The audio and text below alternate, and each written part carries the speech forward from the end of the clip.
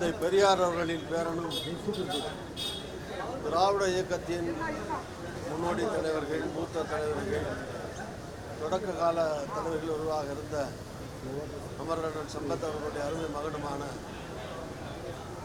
அருமை சகோதரரும் அருமை நண்பருமான ஈவிகே இளங்கோவன் அவர்கள்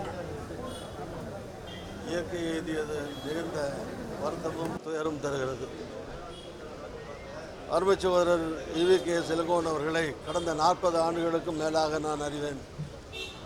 அவர் ஈரோடு நகர தலைவராக இருந்த காலத்தில், நான் அமைச்சராக இருந்த காலத்திலிருந்து அவரோடு நட்பும் தொடர்பும் பழக்கமும் உண்டு. தொடர்ந்து தன்னுடைய கடின உழைப்பாலே நகர தலைவராக, மாவட்ட பொறுப்பாளராக, அதற்கு பிறகு மாநில தலைவராக இருமுறை, சட்டமன்ற உறுப்பினராக, நாடாளுமன்ற உறுப்பினராக, மத்திய அமைச்சராக, இப்படி தன்னுடைய அறிவாற்றலாலும் கடும் உழைப்பாலும் அரசியலில் உயர்ந்தவர். தமிழ்நாட்டு மக்களுடைய நலனுக்காக, தமிழ்நாட்டு நலனுக்காக தொடர்ந்து தொண்டாற்றியவர், பணியாற்றியவர். கட்சியினுடைய நிர்வாகிகளும் தொண்டர்களிடத்திலேயும் தனக்கென தனி ஆதரவாளர்களை தமிழ்நாடு முழுவதும் அன்பால் கவர்ந்து ஈர்த்து வைத்திருந்தவர். துணிச்சலானவர், தைரியமானவர், காங்கிரஸ் கட்சியினுடைய கம்பீர குரலாக ஒலித்தவர்.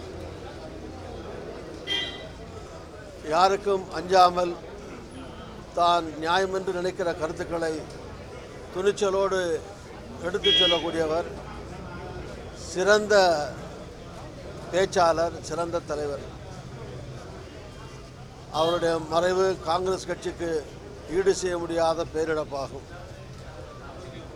எனக்கும் நண்பருங்கிற முறையில் பேரிழப்பாகும்.